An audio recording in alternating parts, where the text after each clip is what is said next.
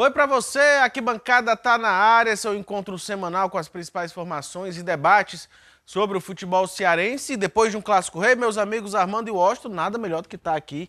Sejam bem-vindos mais uma vez, Armando. Carlos Henrique, Washington, satisfação mais uma vez estar aqui com você na tela da Band, falar de clássico rei, falar da semana aí.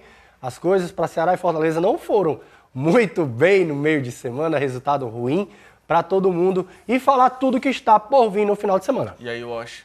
Carlos, bom dia, Armando. Saudar mais uma vez você que nos acompanha todo sábado. Chama todo mundo, né? Pós-clássico, importante, né? Tratar de performance. Muita gente comentando, né? A surpresa, porque o Ceará foi superior no primeiro tempo. Vamos esmiuçar, entrar aqui na parte tática e analisar esse pós-clássico e a perspectiva para Ceará e Fortaleza. E hoje o programa promete muito, porque a gente vai começar falando desse clássico rei da última semana, do último fim de semana. O Ceará ganhou do Fortaleza. Um jogo, meus amigos Armando e Washington, que eu notei uma grande superioridade do Ceará, que eu não esperava tanto. Eu esperava que ia ser mais parelho, né? Mais dificultoso para o Ceará. Mas o Ceará foi lá e ganhou e fez um grande jogo.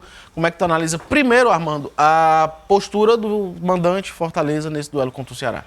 Essa partida, eu não acho que você tem que analisar esse clássico sob a perspectiva de 2025, mas sob a perspectiva dos últimos 10 clássicos, dos últimos 5 clássicos, como você queira fazer. Por quê? Porque o Fortaleza ele repete a atuação, o estado anímico da equipe, a forma que o Fortaleza entra em campo é a mesma desse recorte de 5, 10 jogos. E isso surpreende todo mundo negativamente. Do ponto de vista da parte técnica, com todo respeito, eu não vejo o Ceará ganhando do Fortaleza. O Ceará é muito inferior tecnicamente. Muito. E não é demérito nenhum falar isso. O papel, as cifras, as contratações mostram. Mas o fato é que clássico se ganha dentro de campo, não é fora de campo, não é na janela de contratações. E quando entra dentro de campo, o Ceará mostra que ele sabe jogar clássicos. E ao passo que o Fortaleza Juan Pablo Vojvoda, ele tem uma postura muito ruim nos clássicos. Quero que melhore, e aí tem uma tese que diz assim, foi a primeira partida do ano. Há tempo para melhorar, beleza, mas é a 10ª, já é a 5ª. A equipe que mais venceu o Fortaleza na era Juan Pablo Vojvoda é justamente o Ceará. E não é perder. Só são 3 resultados num clássico, Carlos Henrique. Empate, derrota e vitória. Perder é extremamente natural e faz parte. Perder da forma que o Fortaleza perdeu não faz parte. Para não dizer que somente o Fortaleza perdeu e que não há méritos do lado de Léo Condé, a efetividade do time alvinegro é sensacional. Por quê? Porque você pode chegar e perder o gol. Sim. O Ceará chega, conclui, finaliza, mata o jogo. Muito efetivo. Parabéns ao trabalho, parabéns a Léo Condé e parabéns à equipe alvinegra que mostra que sabe jogar e ganhar clássicos. E pra você ver como o emocional é importante, Washington. Na hora daquele gol do Mugni, que eu acho que nem o Mugni esperava fazer um gol naquele lance, o Fortaleza meio que sentiu. E caiu na mesma intensidade, né, cara? Se a gente for pegar um recorte do Arquibancada no início de 2024, pós-clássico, é praticamente o mesmo cenário, né? A novela é essa. E aí, o ponto interessante que eu acho que vai trazer para 2025 é Fortaleza contrata peças para fazer um jogo construtivo. E eu vejo a mesma dificuldade em 2024 o Fortaleza fazer um jogo nesse modelo. Fortaleza tem muito mais a posse de bola, e ele tratando o recorte do clássico, ele tem muito mais a posse de bola. Ele ronda ali as linhas do adversário, mas ele não consegue criar chances tão claras, que foi a dificuldade que teve em 2024, que o Vojvoda teve que adaptar um esquema mais reativo, um esquema muito mais de contra-ataque. Então, a principal ponto é Fortaleza criar uma identidade. Eu acho que esse início de ano ele é importante vou contratar peças para ser construtivo, com o Paulo Fernandes, que gosta de ter a bola, com o Davi Luiz, que é um jogador também muito mais propositivo. Tudo bem, vou fazer um jogo construtivo, mas pode ser que no campo não dê resultado e ele se adapte a essa realidade. Então, acho que esse é o ponto. O Fortaleza entra num jogo que existe um coletivo muito mais forte. Tecnicamente, como o Armando falou, é indiscutível, mas existe toda uma leitura de esquema ali. E eu acho que o Léo Condé foi muito feliz, mesmo no esquema mexido, ele espelha muito o esquema do Fortaleza. Então, se eu pegar, ponto forte hoje do Fortaleza são os 2 pontas muito fortes, né? Com o Moisés, com o Marinho. E ele consegue fazer uma dobra interessante lá, com 2 laterais muito bem fisicamente, no caso do Fabiano e do Bahia. Então ele anula esses 2 pontas, sempre tem dobrado com o volante também. Acho que isso também potencializou a performance do Ceará. E óbvio, essa questão da efetividade. O Ceará acha um gol, né? Vamos colocar como achar, porque foi uma falha ali do João Ricardo no gol do Mugni. É outro desenho, que o Fortaleza, além de ser superior tecnicamente, aí mais do que nunca ele vai ter que propor o jogo. Tá perdendo o jogo, é superior, reconhece essa superioridade e o Ceará é um outro ponto, né, Armando? O Ceará também reconhece a sua limitação técnica, né? O Ceará, de fato, baixa as linhas, passa a sair muito mais no contra-ataque, tanto que o próprio Fernandinho teve 2 chances de mano ali com o zagueiro e desequilíbrio na frente do João Ricardo, mas eu acho que o desenho pro Fortaleza é encaixar o modelo tático ideal, né, conflitando com 2024, e pro Ceará encaixar mais ainda o conjunto. É isso que eu falo. Para as peças que foram contratadas do Ceará, a única solução, trago até como única, é o Ceará da liga em conjunto. Porque o Ceará você não consegue ver nomes individuais que desequilibrem. Então o conjunto precisa da liga para o Ceará ser forte em 2025. E aí o Ceará pega um momento muito bom, né? Que é essa vitória no Clássico, que de uma forma ou de outra, ela dá um estado anímico melhor para a equipe durante a competição. Só que foi enfrentar o Confiança na rodada seguinte pela Copa do Nordeste, na rodada seguinte não, no compromisso seguinte pela Copa do Nordeste, e não foi muito bem. Conseguiu um empate dentro de casa, um resultado que não foi importante para o Ceará. E para o torcedor sentiu, né? Apesar da gente ver ali pouquíssima gente no estádio, mas o torcedor sentiu esse empate do Confiança, que era um resultado que era para ser de vitória para o Ceará, o Wash. O torcedor ele vai se apegar muito mais ao resultado, né? Sim. A gente tem que ser racional e pegar performance. O Ceará teve quase 30 finalizações, criou bastante, chances claras com o Mugni. Acho que o Ceará fez um bom jogo no contexto geral. O primeiro tempo destoou bastante, muito mais essa questão de construção. Ele começa com o Richardson e Sobral. Sobral ainda está em processo de adaptação aqui, adaptação entre aspas, né? De esquema tático, né? Acho que o Lourenço é o dono ali da posição, é um cara que tá muito mais adaptado ao que o Léo Condé quer, né, dentro desse esquema tático. Então o Ceará teve dificuldade de construir no primeiro tempo. No segundo, não. Com a entrada do Rômulo, que eu acho que precisa ter mais minutagem, é um cara diferente, é um cara um pouco mais técnico que vai conseguir achar o centroavante, coisa que o Ceará não tem, que é só o Ailon, vai conseguir achar um companheiro. Então no segundo tempo o Ceará teve muito volume, criou muito. Então o Ceará performou até para ganhar o jogo. Esse que é o ponto. Mas resultado, o torcedor se apega à questão do resultado, que é importante, porque o Ceará vem de 3 jogos, um empate, uma derrota e uma vitória, né? Então precisa pontuar, porque Copa do Nordeste, nesse primeiro momento, é tiro curto, então precisa pontuar para classificar. Mas considerando esse processo de evolução, né? Mais 16 contratações, ainda vem mais. Então é natural que o Ceará faça esse tipo de oscilação, até porque o nível de concentração para um clássico, para um jogo de confiança, é totalmente diferente. Então se explica também um pouco, o Ceará faz um jogo muito bom contra o Fortaleza e cai contra o Confiança. Não caiu, performou, jogou para ganhar. Mas futebol também às vezes não acontece o que de fato performa. O lance da efetividade, Armando, e aproveitar agora que o Ceará vai ter um tempinho de descanso, de trabalho, de treinamento. Primeiro compromisso, se eu não me engano, é só no dia 1º de março. Contra o Sergipe, né? Copa do Brasil. Pela Copa do Brasil, né? Então é algo... 1º de março não, é semana que vem agora. Semana que vem. Semana que vem, desculpa. Tem a Copa do Brasil agora contra o Sergipe. Aproveitar esse tempinho para dar uma descansada, dar uma trabalhada nesses pontos que foram negativos diante do Confiança, né, cara? Exatamente. O torcedor tem que entender esse quebra-cabeça aí de situações táticas. Como assim? A partida, o Clássico, é uma partida que espelha o jogo do Ceará, que vai muito bem com o que o elenco de Léo Condé se propõe a fazer. O que é? Marcar, entregar muita força física, entregar muita disposição, sair no contra-ataque e finalizar. Já contra o Confiança não cabe. Você não pode, contra o Confiança, dizer assim, eu não quero a bola, eu vou ficar aqui dentro do gol marcando, dando bicudo para sair. Não, você não pode. Por quê? Porque você está numa prateleira acima que o Confiança. Dessa forma, você se obriga a ganhar o jogo dentro de casa. O torcedor alvinegro sai de casa, vai à Arena Castelão, e o torcedor quer ver o quê? Um Ceará que ganha do Confiança com a autoridade exercendo a força do seu mando. Esse segundo modelo de jogo, ele não combina com o time de Léo Condé, que não tem tecnicamente peças, como o Washington bem disse, individuais, para botar a bola debaixo do braço e dizer, opa, vou ganhar o jogo. Não, não é bem isso. Ao passo que o Clássico pro Fortaleza, que tem um time de qualidade, ele tem continuidade de elenco, mas ele não tem continuidade de proposta de jogo, que ano passado não era essa. Então, assim, voltando pro Ceará, o Ceará precisa, dentro dos jogos pequenos, se desdobrar, lutar, para conseguir exercer sim, porque tem que ser assim. O futebol pede que dentro da sua casa, como time maior, como time de torcida, Léo Condé proponha e ganhe a partida mesmo dentro das suas limitações. Então o interessante é esse quebra-cabeça de Vojvoda, de Léo Condé, tendo que entregar em partidas distintas, esquemas distintos e, claro, conseguir a vitória, fazer aí com que Ceará, Fortaleza, o Ceará contra o Confiança, ele precisa ganhar o jogo. Então empate soa como derrota, soa como derrota. O Ceará dentro de casa, ele precisa ganhar. Só que esse quebra-cabeça tático aí precisa ser muito bem pensado para que tudo dê certo e venha os 3 pontos. E para encerrar esse bloco, Oxa, é a mesma situação que o Ceará deve encontrar contra o Sergipe, né? O Ceará está uma prateleira acima do Sergipe, tem um elenco mais forte, então tem que trabalhar para conquistar a vitória nesse jogo, cara. Jogo perigoso, né? Jogo de mata, né? O empate vai para os pênaltis. O Ceará precisa, de fato, desde o início, fazer valer essa superioridade técnica, né? Ter a bola, e aí é o ponto muito chave, né?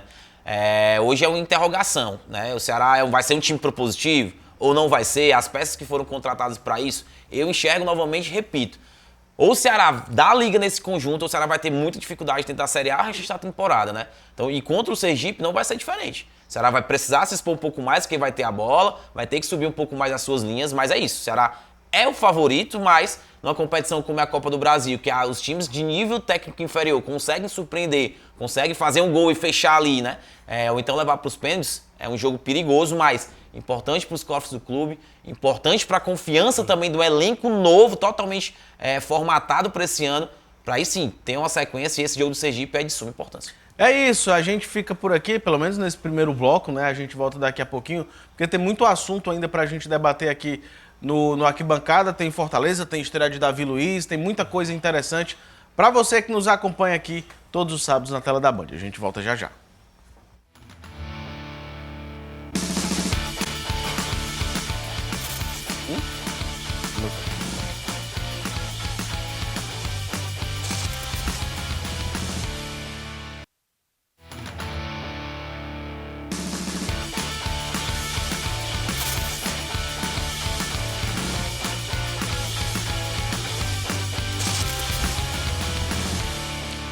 De volta com a Arquibancada, seja muito bem-vindo. Você chegou agora na programação da Band, a gente está lá no YouTube também, procura TV Band Ceará, lá vai ter o Arquibancada para você voltar um pouquinho e assistir nosso debate desde o começo. Já falamos sobre o Ceará nesse programa de hoje.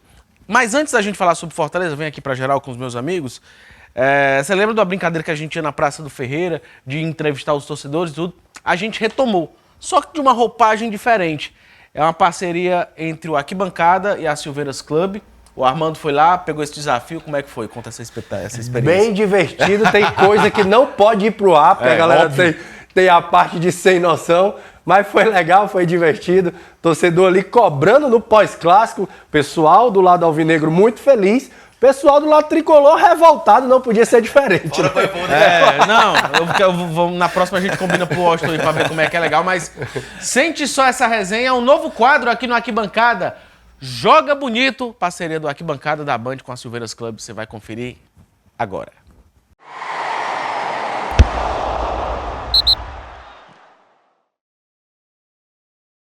Praça do Ferreira, pós-clássico, entrevistando a galera aqui no Arquibancada, Fortaleza, Ceará. Tá feliz, tá triste? Falar desse primeiro clássico do ano, Ceará amassando o poderoso Fortaleza. O Fortaleza que tem um super time, mas que não vem nada bem na retrospectiva dos clássicos. Primeira derrota para o Tricolor. Vamos ver o que o torcedor achou desse primeiro Clássico Rei. Vamos falar aqui com o Edmar. Edmar, feliz ou triste? Muito feliz. O Condé deu um nó tático do Vojvoda. Nós estamos criando um monstro no futebol brasileiro. Condé ou Vojvoda, quem é o melhor? Condé, sem dúvida. Isso aí, o Ceará, dos últimos 10 jogos, só dá vozão. Como é que tá essa história aí nesse clássico? São 5 partidas sem perder, né? 4 vitórias e um empate. Não dá pra ninguém, só o Ceará mesmo. Fortaleza ou Ceará, Hernan? É Ceará. Lado feliz aí do pós-clássico. E aí, como foi o clássico? Feliz ou triste? Feliz. E esse clássico aí, o Ceará com invencibilidade de 5 partidas, como é que tu viu essa vitória do Vozão 2-1, Condé ganhando o Vojvoda?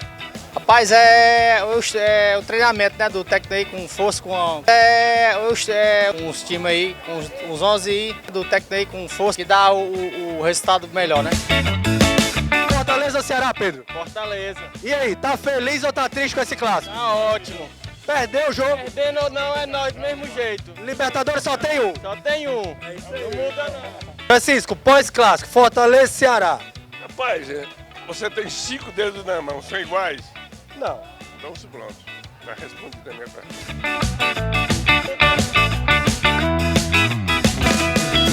Fala, Arthur, e esse pós-clássico, Fortaleza e Ceará, o Fortaleza perdeu, o Ceará ganhou. O que você achou do clássico? Fortaleza perdeu, foi?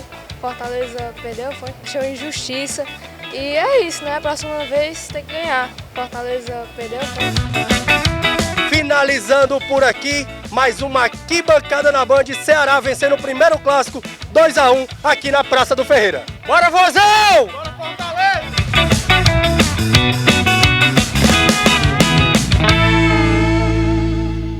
O boneco tá meio estrupiado, parece que levou uma pisa antes de aí, mas Barroada, tem uns 5 dedos na mão. Eles são iguais?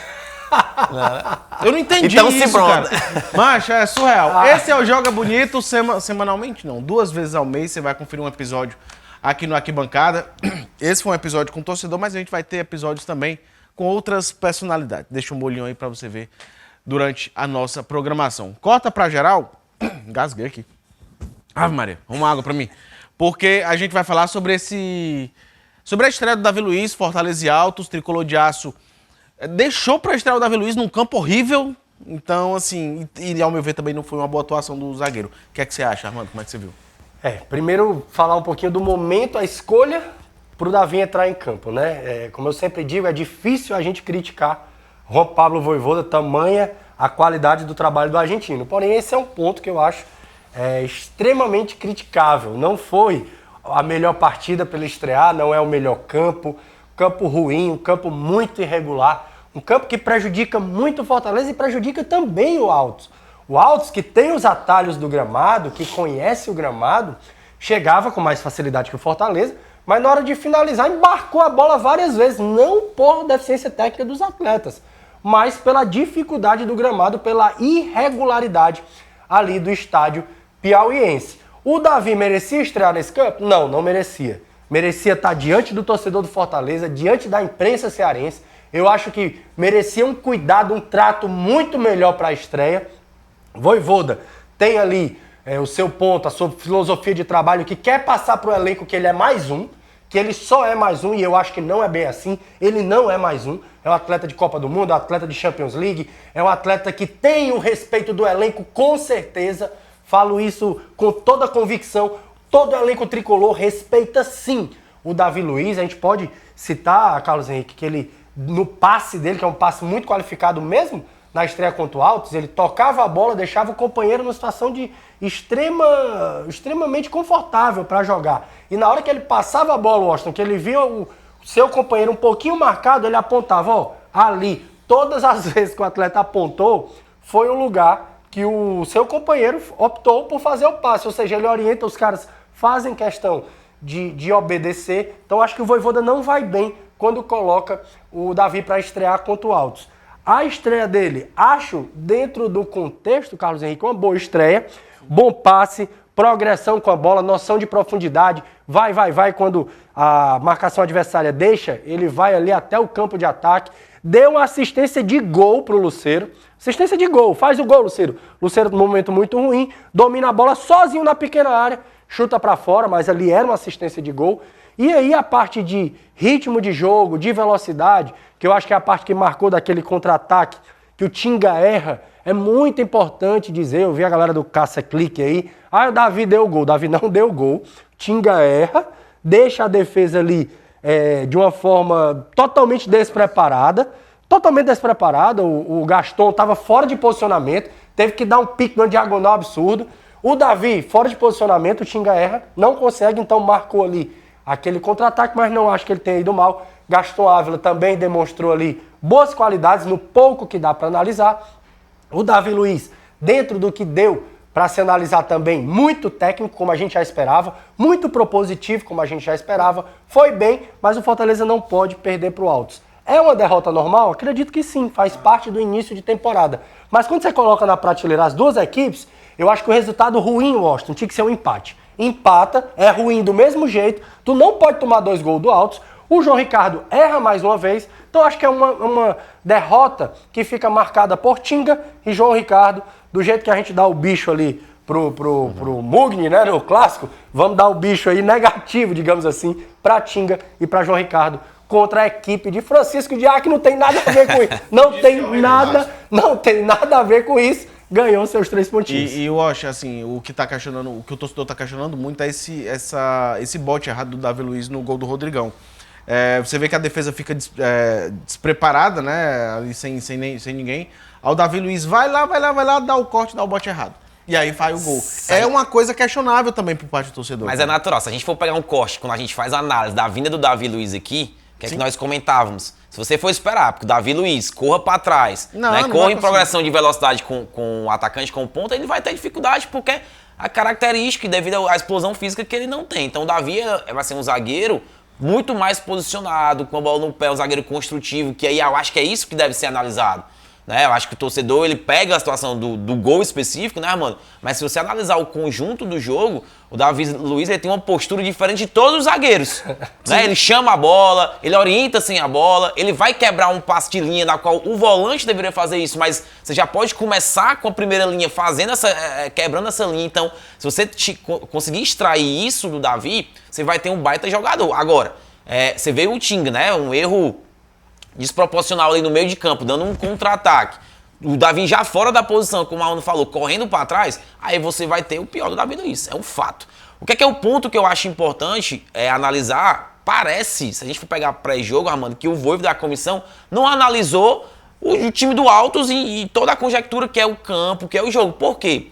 Um jogo desse, você tem que colocar um time muito mais físico. Fazer uma imposição mais física. Você começar com o Pikachu, com o Tinga, com o próprio Davi, o Caleb, eu sei que tem que dar minutagem, mas inclusive você complica até o jogo do próprio Caleb, que está numa construção física. Então, esse jogo era jogo de imposição. É um jogo, de fato, para brigar ali fisicamente com o adversário. É algo que ele não espelhou para o jogo em termos de pré-jogo. Você vê, foi um time mesclado, ok, mas é um time que não adaptava ao que o jogo ia pedir. É tanto que o Fortaleza faz um jogo muito ruim e a minha preocupação, ponto não só de performance individual, mas de conjunto. Achei o time totalmente espaçado, fora de conexão, de concentração, algo que não é característico do Voivoda. Perder vai ser normal dentro desse começo de temporada, mas o que me chama a atenção é a performance coletiva. Foi assim no Clássico, foi assim nesse jogo contra o Altos. Acho que é um processo ainda, mas, o Fortaleza mexeu muito pouco em peças, né? Então, acho que a forma coletiva era para estar um pouco mais encaixada. Então, foi um jogo de fato ruim, jogo que talvez tá na conta da derrota para analisar, para recalcular a rota, vamos dizer assim, nessa mesclagem que o Voivoda faz. E, novamente, Fortaleza é um time propositivo nesse jogo, é obrigado a ser devido à capacidade técnica e tem dificuldade para isso. Gente, então, foi mal, desculpa, termina. Pode falar. Então, eu acho que isso vai ser o ponto de maior dificuldade aí pro ano. Gente, a gente está na reta final do nosso programa e eu acho que a gente precisa analisar também esse próximo jogo de Fortaleza, que é contra o Vitória. Um jogo que pode ser que a gente veja mais ou menos o mesmo time esboçado aí, algumas peças daí vão se repetir. E eu acho que o Voivoda deve pôr o Davi Luiz nesse jogo também.